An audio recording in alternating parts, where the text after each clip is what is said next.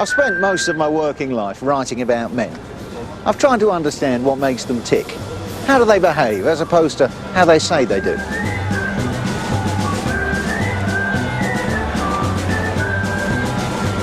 I've delved into some pretty dark areas of the male psyche, but for the last few months, even I have been astonished.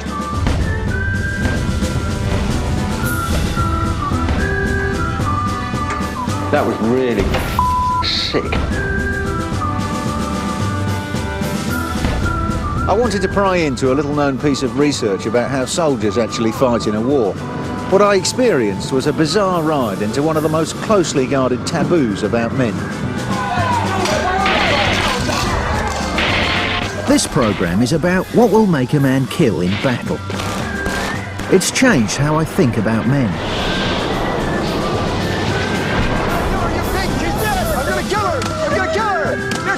When was the last time you had a good fight? I've met the mad, the bad and the very sad. And I've discovered the truth about killing. Man, I saw the muzzle flash on that. Yeah, baby!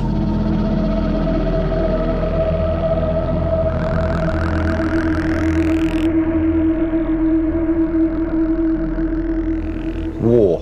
When I was a kid, I used to love it. Eat lead, Fritz! My favourite toy was Action Man. Fall in by Christmas, lads! My favourite films were The Dam Busters and Zulu. And my hero was a comic book character called Captain Hurricane. Every week he'd single-handedly stop tanks, storm machine gun nests and consign what he called the squareheads to Kingdom Come. I guess it's no surprise that I grew up thinking that if another war came along, I'd be willing to join up and do my bit. Of course, these days it may be more fashionable to march against a war than to sign up for one. But the truth is, a great many men still share my sentiments. A quick flick through the telly pages will demonstrate our love affair with the SAS. Military history's a big seller in bookshops. A war movie can still do great box office. And this isn't just idle escapism. Millions of men genuinely believe in their hearts that they could be warriors if it came to the crunch. If you went to war, do you think you'd be able to shoot the enemy? If someone was pointing a gun at me, I'd shoot them, yeah. Defo. Yeah. No problem, no problem. I'd have a good go. Yeah, I probably would do, yeah. Definitely. Especially if they're shooting at you, it'd be a bit easier to shoot back, wouldn't it? Right. It's going to shoot me, I'll try and shoot him first. I don't want to die, so... It's almost certain that most of the men I've spoken to here haven't fired a gun before. Let alone been a professional soldier. But they all blithely assume that they'd be able to kill for Queen and country. And it's probable that their grandfathers felt the same way as they headed off for the D-Day beaches 60 years ago. The sad fact is, they were totally wrong.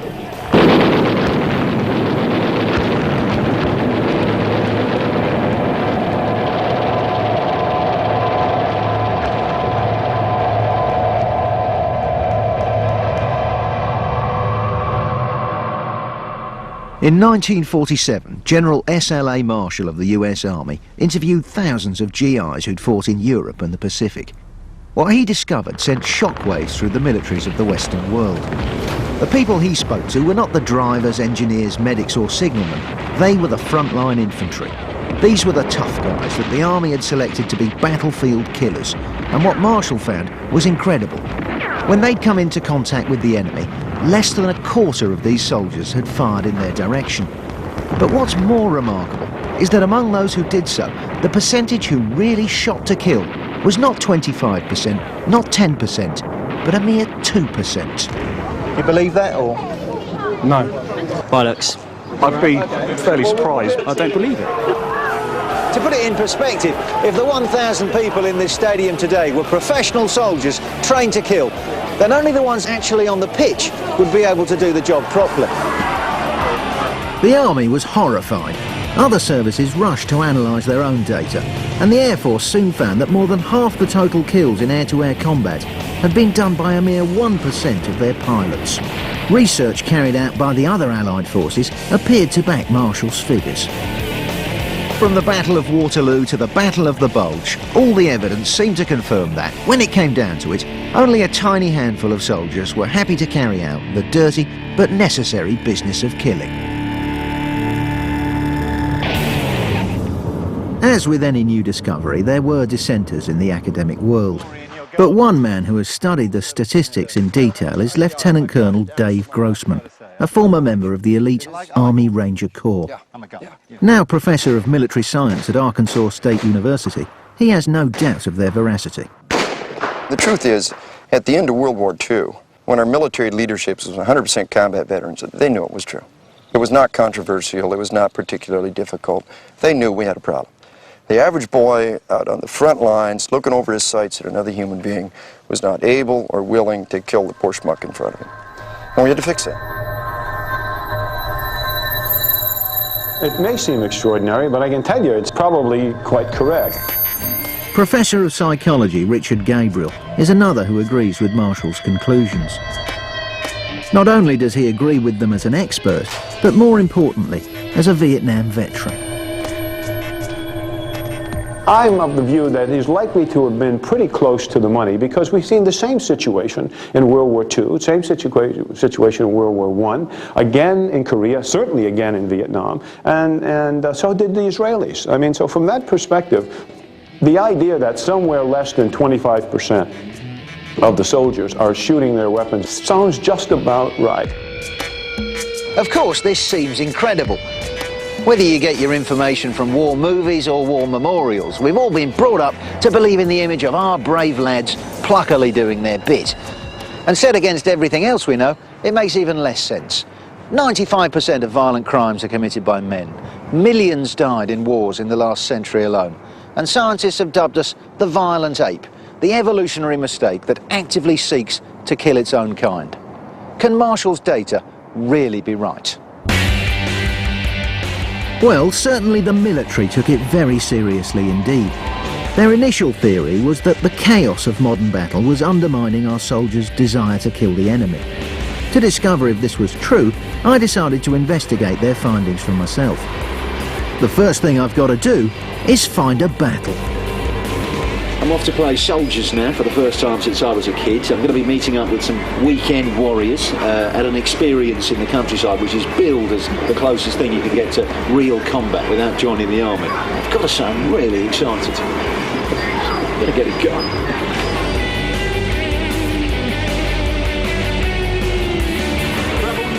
Drop Zone is a 24-hour exercise for the average bloke who can pay £100 to find out what battle is all about. They fight ex-paras and commandos who use their experience in war zones like Bosnia and the Gulf to accurately recreate the excitement and fear of battle. My name's Martin, welcome to Drop Zone. My hope was that I'd understand why I and the vast majority of men would be incapable of killing the enemy, as Marshall claimed. If you get killed on the simulation, just like in real life, you're dead. And if you're in that situation, you are in the fucking shit, boys.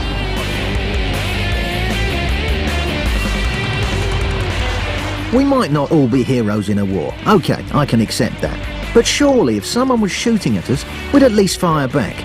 And certainly nothing about our instructors led me to believe they'd be shy when it came to slaughter. Don't go in there nancy-pansy. Go in with the aggressive look on your faces. Go in there with your battle cry, all right? You're there to fix bayonets, you're there to push your bayonet through his face, through his skull and out the back of his head. From the neck! Like the conscripts in World War II, the guys I'd joined up with were a typical bunch of civilians. Well, a few IT consultants and a barrister anyway. Is a no-go area, all right? Of course, we're not really putting our lives at risk during this training exercise, but the stresses we're about to be subjected to promise to provide some idea of what raw recruits went through in World War II. We're going flat, I think. You've got to shout! Okay, you've got to shout, gents. Shelter! Prepare to move! Move! Down! Attack! Down! I've just got us murdered twice. Jesus, power without responsibility. Okay, 1, 2, give cover!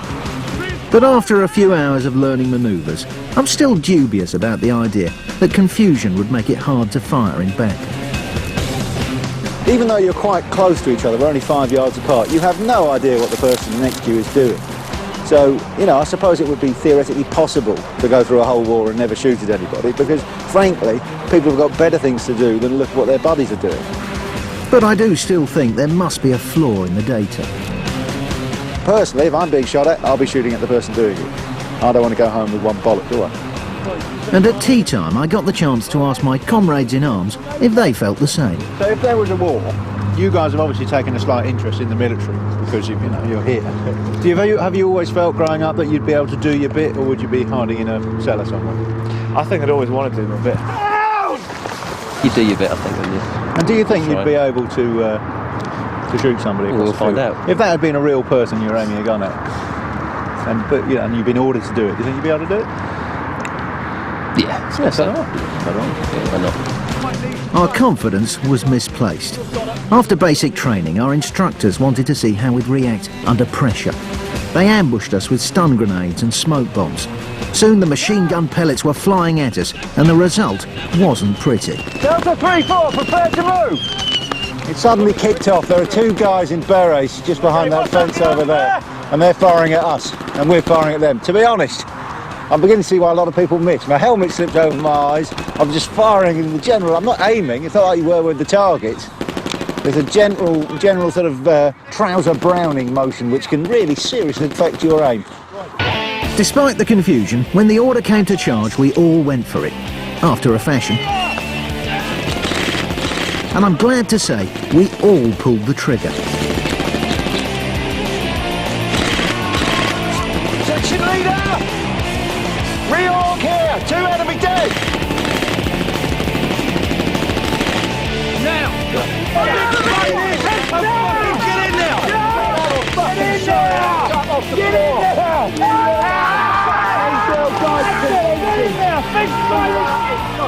If I'm in the middle of a firefight and I run out of ammunition and I haven't have lost my bloody bayonet, I'll get my spoon out and I will still kill somebody! Right? Get in there and start killing the enemy! Understandably, after only a few hours, we were not the greatest soldiers in the world. We are the shittest army. Captain Hurricane, Corporal Twat. Yeah, you hear anybody coming and they ain't... It didn't seem to me, at least, that chaos was enough of a reason not to fire at the enemy. However, things were about to get harder. We would be fighting elite soldiers in a 12-hour night battle. How many people usually survive? No one, especially not you. Oh shit, sorry. And sure enough, when night fell, panic and fear escalated to a whole new level. Was this the reason why men in battle refused to kill?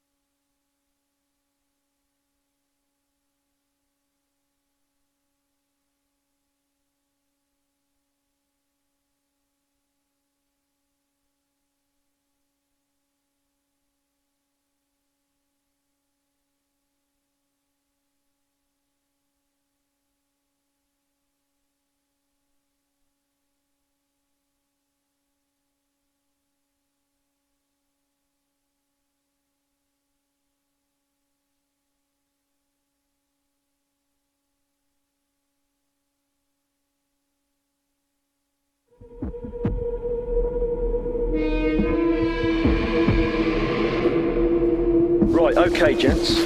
You've been sent on this mission, all right, with your buddies, to search this whole wood, all right, and to find the enemy. In order to investigate US Army research, which found that only 2% of soldiers really shoot to kill, I decided to get a taste of battle.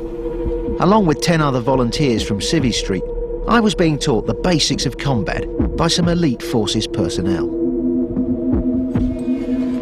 As we embarked on a 12-hour night exercise, the cold and hunger started to bite. Back in 1947, the military had wondered if their low rates of firing could be attributed to physical factors like these. Andy, can't see you. Down! I'm not just losing the will to kill, I'm losing the will to live. The military have long known that the privations of soldiering can wear a man down. Lack of sleep coupled with fear can induce hallucinations, the shakes and heart palpitations. Even though we weren't using real bullets, 5 minutes of ambush and night fighting in the woods was enough for my body to start sending out its own distress signals. That is a whole different league. Jesus. It really is... It's now getting... You feel like a cold sweat now? Yeah. Jesus. It is like a cold sweat like you get when you're watching a horror movie. And of course, since war began, soldiers have had to endure another infamous side effect. A shell landed behind us and the sergeant next to me said, "Shit," and shit some more. I asked him if he was hit and he sort of smiled and said no, he had just pissed his pants. He always pissed them, he said, just when things started and then he was okay. All of a sudden I realized something warm was running down my leg. I felt and it wasn't blood. It was piss. I told Sarge, I said, "Sarge, I've pissed too," and he grinned and he said, "Welcome to the war." In fact, although understandably few are willing to talk about it in public, army doctors find that up to a quarter of all soldiers will piss or crap themselves during battle. They're scared, they won't look up over the foxhole, they're peeing their pants, some are defecating, some are vomiting, and everyone is shivering and shaking. Getting the shakes, shitting your trousers, to the man in the street, this sounds like a handy definition of fear. So could it be that our soldiers were simply too frightened to fire? One man who's had more than his fair share of battlefield fear is former British para Denzil Connick. He was involved in the fierce firefight for Mount Longdon in the Falklands War. When the crap started to fly, when the bullets were being fired at us as we were going onto this position to take this hillside, and men were beginning to die, that was totally terrifying. I can't think of anything that was much more terrifying than that. You felt scared, but at the same time quite determined to see it through. Your legs felt heavy. You felt really as if you just wanted to curl up and get away from this bedlam, this lunacy that you were willingly going into. For the next part of our battle experience, our Special Forces instructors thrust us into fibua, or fighting in a built-up area. We were to assault a building occupied by an unknown number of hostiles. As we edged up to the target, I expected to see the enemy round every corner. Fear breeds paranoia, and even in our simulation, I was feeling it. No, it's not! You got a target there! Guess who's behind you? Get out! Get out! Get out! Get out! I was just not aware of anything except my eyes and the end of the gun. It was almost like a computer game. It was as if I'd gone into brain freeze. It's like when you see a really pretty girl and you can walk down the street and crash into a lamppost. It was like the dilation of time. It actually felt like one long second. You know, I had no sensation of anything apart from a big voice in my head saying, "You're fucking this up." And then I came out, I thought I'd finished and some bloke killed me with a machine gun. It's not going to go down with, you know, Waterloo and Blenheim as one of England's greatest ever victories, I've got to tell you. While I'd been scared during the night exercise, I'd also been excited. The adrenaline was flowing. But crucially, something had happened in my head, and perhaps it was something like this, something more complicated than just raw fear, which was stopping soldiers 60 years ago from shooting the enemy. It was only when the military looked in detail at battle stress that an important clue was found. They noticed that frontline soldiers were suffering some bizarre side effects. In the American Civil War, soldiers reported paralysis, but only in the hand that fired their weapon. Similarly, German troops suffered from frostbite, but only in their trigger finger. The key was that these illnesses were not about trying to get away from the battlefield. Any disease from dysentery to foot rot would have done that. These were real physical symptoms of a deep-seated psychological reluctance to kill. Look at the X right in his belly there. One right there. Put another one in there. Put another. You're too slow. You're too slow. Do it again. Do it again. Do it again. You're too slow. Do it again. All right. I have no doubt that you've hit the target. I'm just going to wander down. Lieutenant Colonel Grossman has been studying the problem of non-firers for the last 10 years. According to him, the real horrors of conflict don't happen on the beachheads or in the trenches, but deep inside the human brain. Something at the very essence of their being was stopping our troops from taking life. The data is solid. Number one, they could do it if they wanted to. Number two, they didn't. So, what conclusion have we got? Something is going on in the head of our soldiers. Yeah, something's wrong. To understand what's wrong, we have to look at how our brain evolved. The newest part, the forebrain, is just under the skull. It's the bit that does all the rational thinking. Deep beneath are the older, more instinctive parts that have been around for millions of years.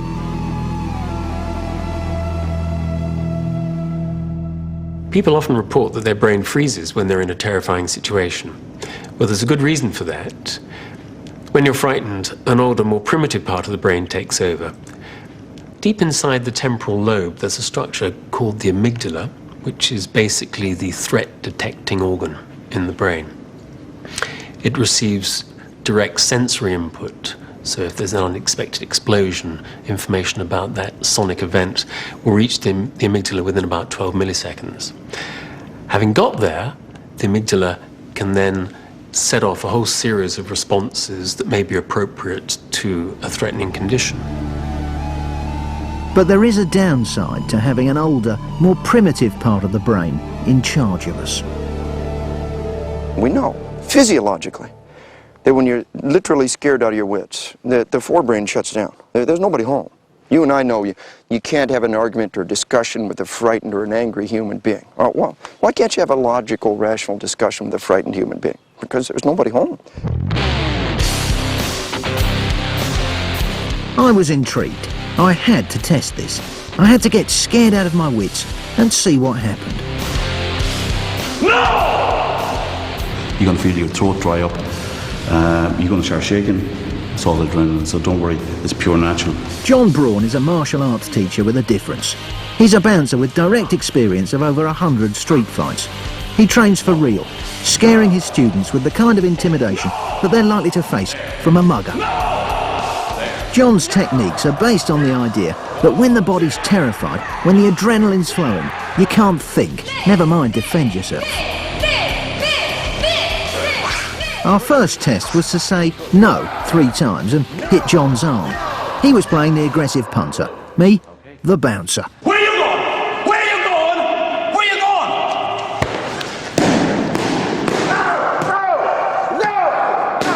I forgot everything. I forgot everything. That's the most simple thing. All I had to do was walk out. When he's talking his arm out, hit it and shout no. Just 2 things. That's walking and chewing gum. Completely forgot what I had to do. I was hitting him, hit you there first, I think. Forgot to shout no. I didn't know whether I was supposed to walk past him or stand still. Jesus Christ, my mind just went blank. This is so easy to fuck up. I can't believe it. You know, I walked into that thing backwards, nearly fell over. I wasn't aware of anything else except that big arm and trying to hit it like that. Yeah, because then it was tunnel vision as well. So that's everything else. Could you see them people down there? You didn't see the bag. Well, obviously I didn't even see the bag because once you start bump, you only see this. What did you see? This? It wasn't just tunnel vision. It was like a mental tunnel as well. I couldn't have told you what my mother's name was, what day of the week I was born on, or anything like that. All I could think about was that. But imagine if it's in your, if it's real life, you've only one chance. To find yourself suddenly relying on your instincts is a novel experience for most modern humans. Dave Grossman's theory is that when soldiers experience this effect in battle, their own primitive instincts actually may be stopping them from killing. The forebrain, the part of the brain that makes us a human being, is literally, physiologically shut down. And the hindbrain, the part of the brain that's the same as your dog, is in charge. Well, if your dog has a pretty powerful innate resistance against killing its own kind, then maybe our little puppy brain does too.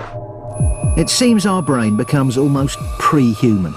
Far from being the violent ape, we're more likely to revert to non-killing instincts, something we share with almost all animals. Soldiers get caught between a rational desire to kill for queen and country and a highly evolved biological instinct that says, "Thou shalt not kill."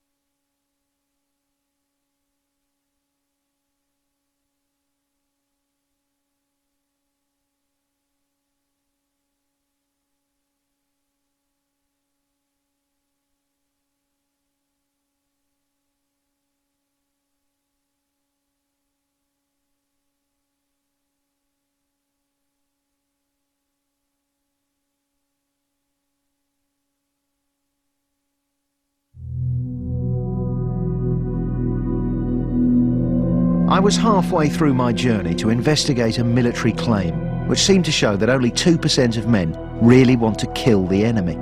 I'd met soldiers, psychiatrists and experts, and they all contended that the figures proved one important thing about humans, that in the heat of battle, the vast majority of us have a strong instinct not to kill.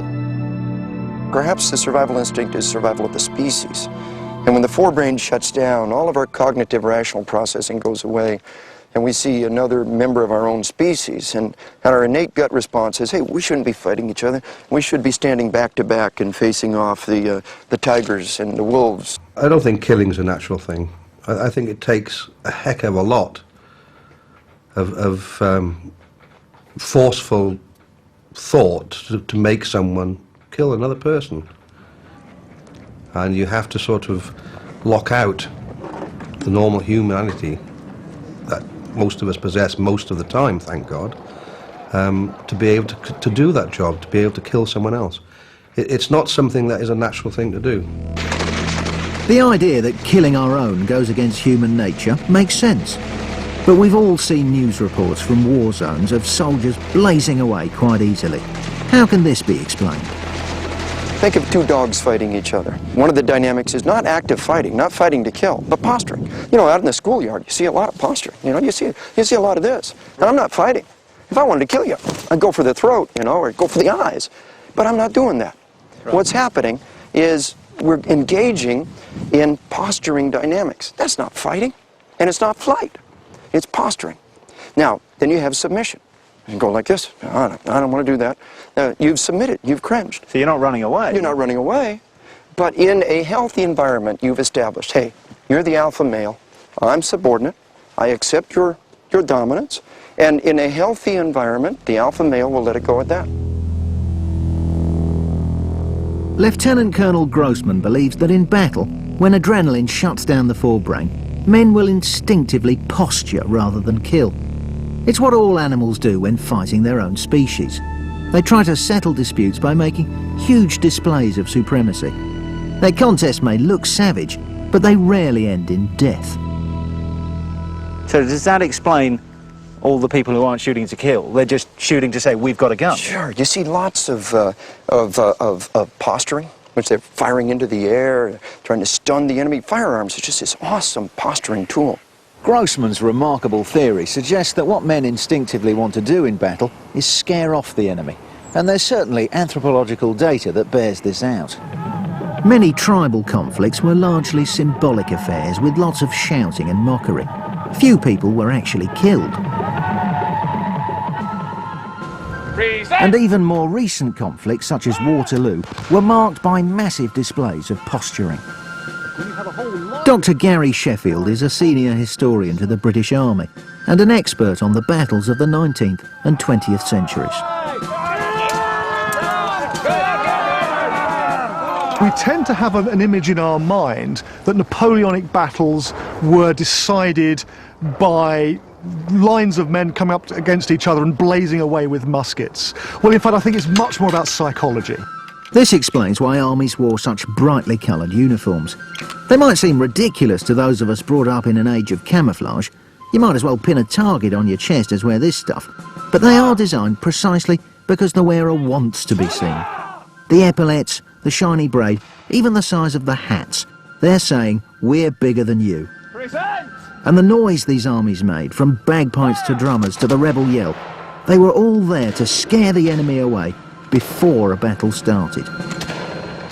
It's not just about killing people. If you can make the other side break and run by threatening them, by advancing, by looking terrifying, that's more than half the battle won. Just the sound of those bayonets going on is quite...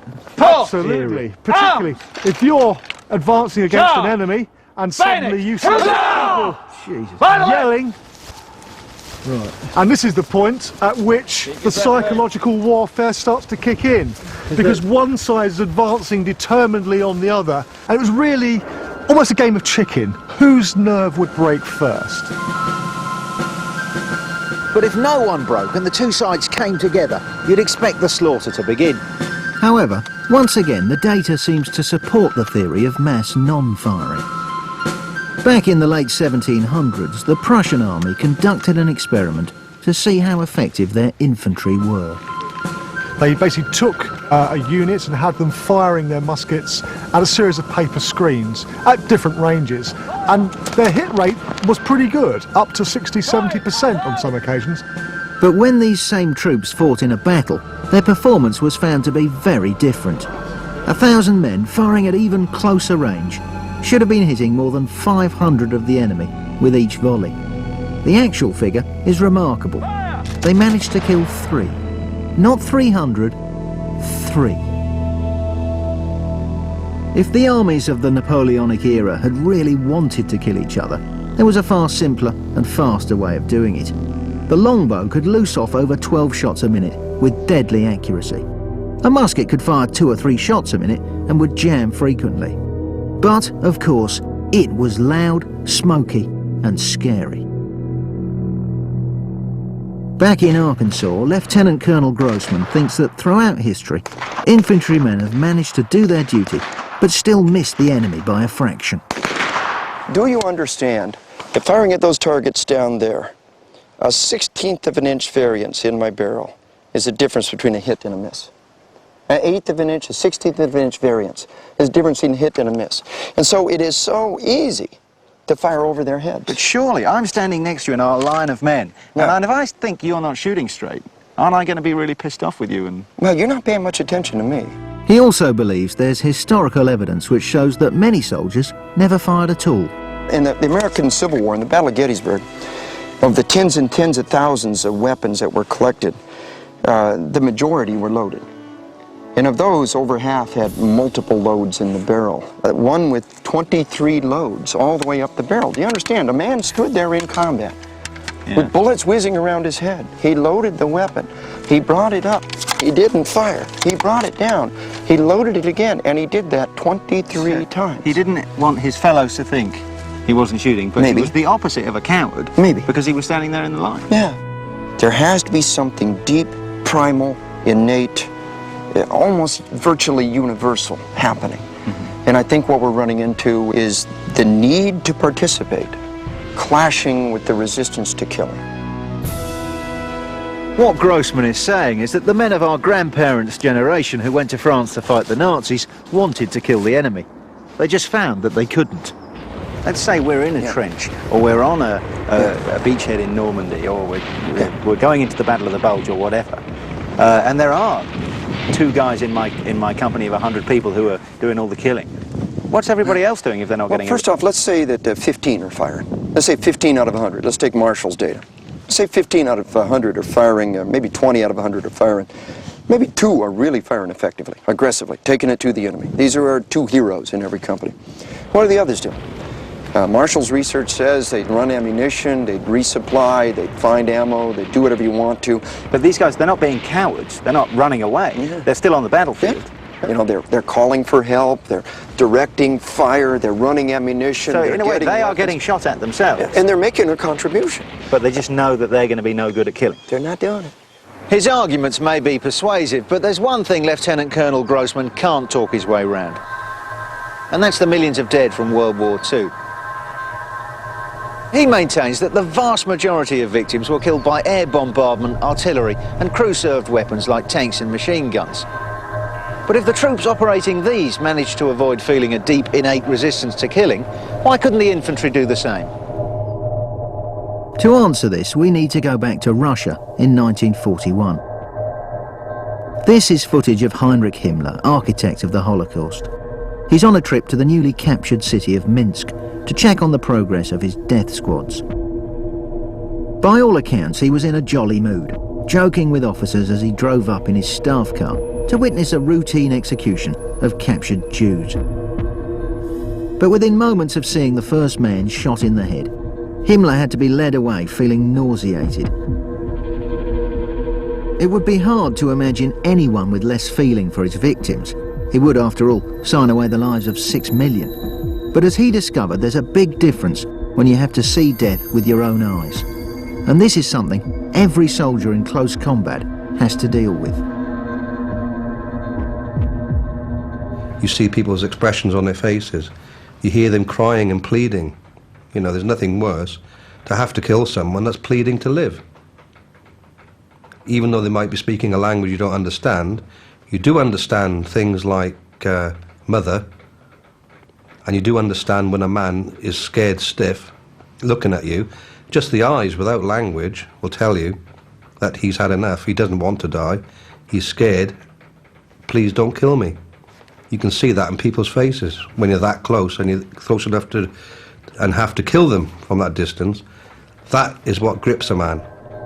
One can see this problem with the intimacy of killing in this film of Chinese soldiers being ordered to execute prisoners.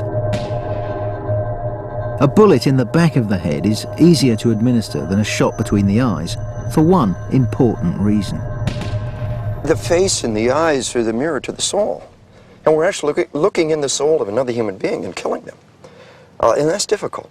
We don't realize how much a frightened human being actually has signs. Vasoconstriction begins to set in. The body shuts down the blood flow to the outer layer of the body. The face goes white, white blotches around the eyes and around the nose. The eyes go wide open. You see the terror response, and you know this is a frightened human being. He is scared of me. And of course, this horror of seeing into a victim's eyes is familiar to us from peacetime as well as war. In an execution, the blindfold is for the benefit of the hangman, not the condemned.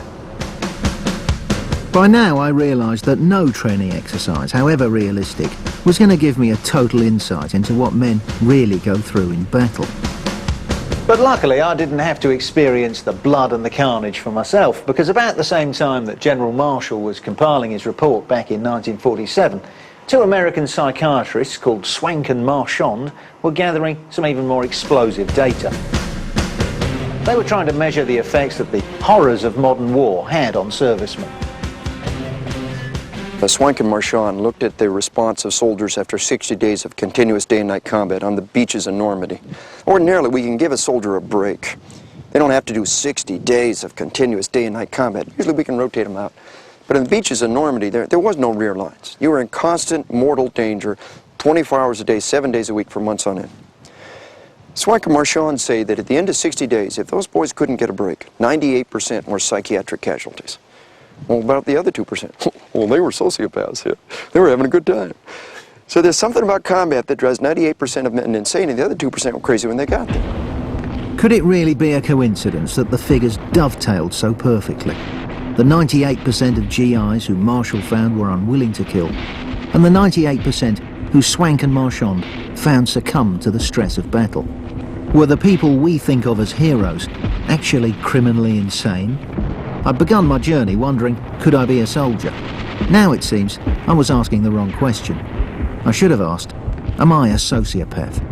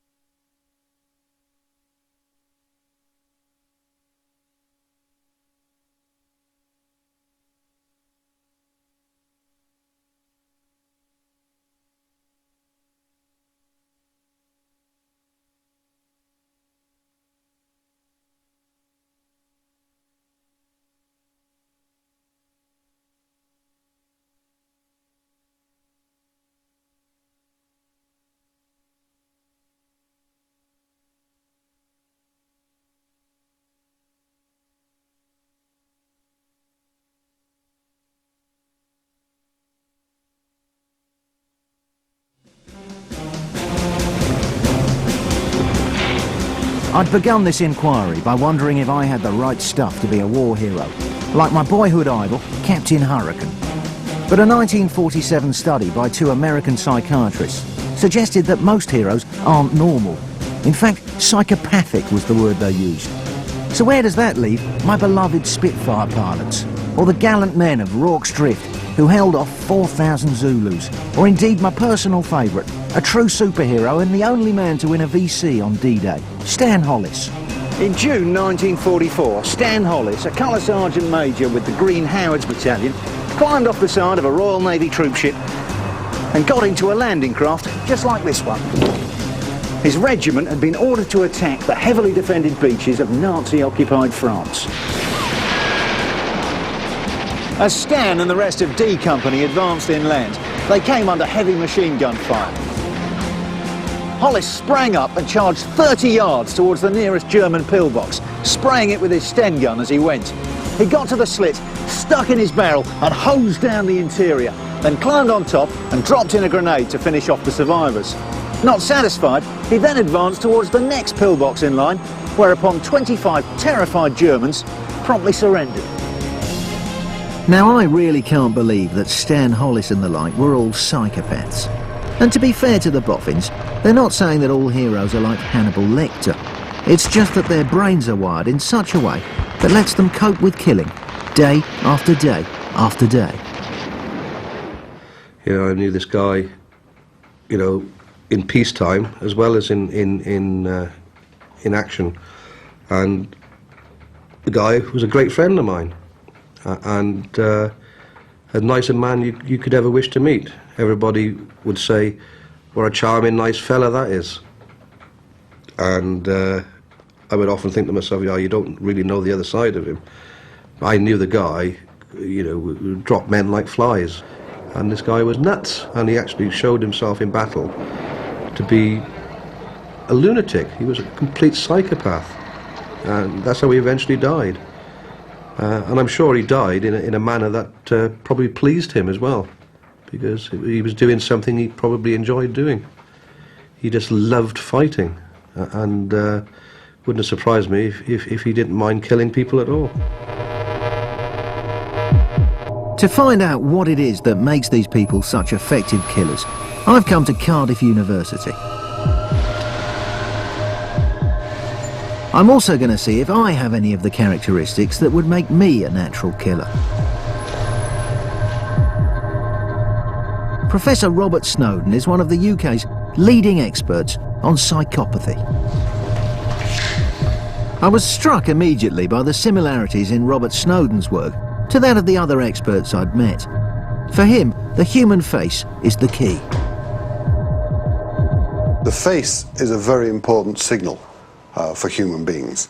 We can tell a lot from what a person is thinking from their expressions on their faces. Indeed, many of the muscles in the face of human beings are not designed for anything other great purpose than to actually signal to other people what you're thinking. Now, in a state of conflict, as you are in a fight which might lead to death of one of the people, those expressions of what's going on are being expressed continuously, and you, as a skilled reader of people's faces, will pick that up and change your actions accordingly. Psychopaths appear to have a real problem spotting this type of emotional reaction. Now, this means, this lack of ability to spot emotions, fears in other people, means they don't understand the emotions of other people, or indeed possibly the emotions of themselves.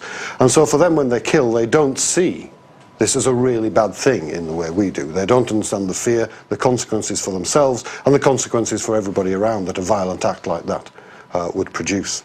You say that psychopaths suffer from a lack of emotional empathy. Is there any way you can test me for that? Yes, there are some ways we can test this quite quickly in people. One thing we can do is simply show you pictures. Robert has developed a test that measures how much a subject blinks when startled by a loud noise. If the noise comes after a nice picture, I should startle less. And I should startle more after a nasty picture. That's unless I'm a psychopath.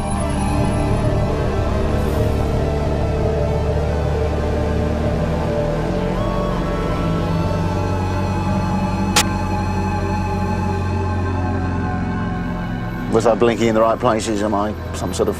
Well, you're certainly giving a strong response.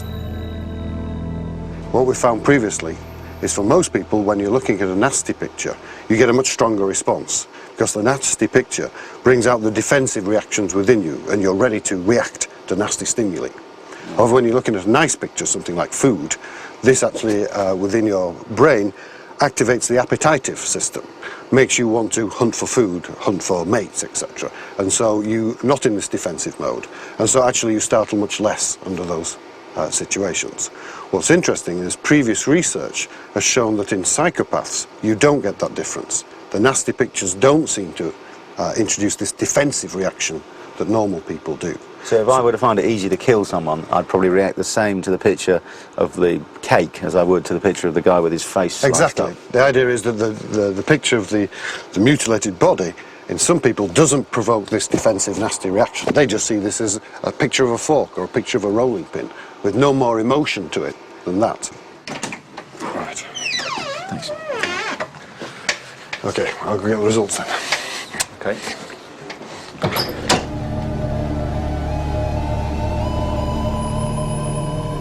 Mr. Smith. What's up?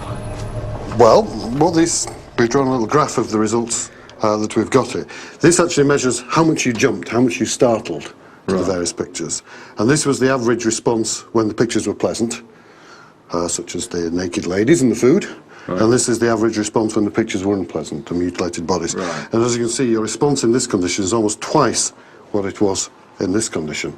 In other words, these pictures did affect you and you jumped more.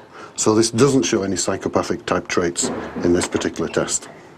So, that's good for me, but probably bad for my career as a frontline hero.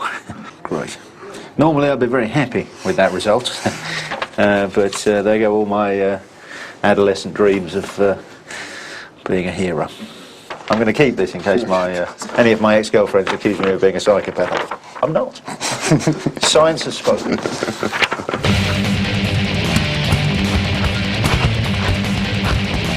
I guess it's time for me to admit that I fall into the 98%. I'd have a go, I'd do my bit, but I'm not a 2%er, a steely-eyed killer, part of the Psycho Brigade. And curiously, by all accounts, neither was Stan Hollis. When asked why he'd done what he did, he replied that he couldn't bear to see the young men in his charge in such mortal danger. Surely that's about as far away from being a psychopath as you can get. But there's a final twist here. It seems the 2% who willingly kill aren't just homicidal maniacs. Modern research would say that 2% is more complex than that. About half of them break out as aggressive sociopaths, but the other half are something different. If you have no capacity for violence, then you're a sheep. A healthy, decent, contributing member of your society.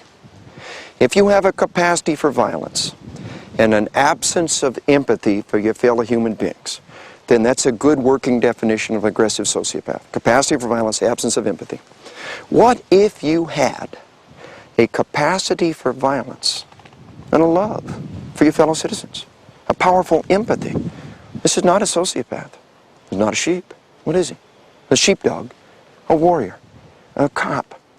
And there is a ratio of individuals who are not sociopaths, who were able to participate in battle and who came home and were just fine.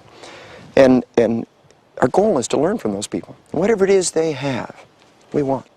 Without the officers and these natural 2% warrior leaders, what would the rest of us do in a war then? Gosh, I suspect that they'd either stay where they were or pack it in and go home. That's a rather flippant answer, but it's clear to me that it is those very small group of natural leaders are the people who make soldiers get up and do things. It's one thing to sit in a trench blazing away at an enemy indecisively, quite another to go forward and actually capture a position and win the battle. So there it is, me and 98% of the male population are caught in a trap between wanting to fight for Queen and country and a deep-seated evolutionary safety catch that says do not kill your fellow men. 1% of us are bonkers, and the final 1% are a truly amazing breed. They're warriors and heroes. The trouble is, you can't make an army with just 1%. Next week we'll see how modern military science took that 1% and steadily improved on it, so that by the time of the recent Gulf War, it had grown to an amazing 95%. And we'll also see how teaching men to kill easily brings problems of its own. I can trick your body into killing. The question is your mind ready to live with what your body has done?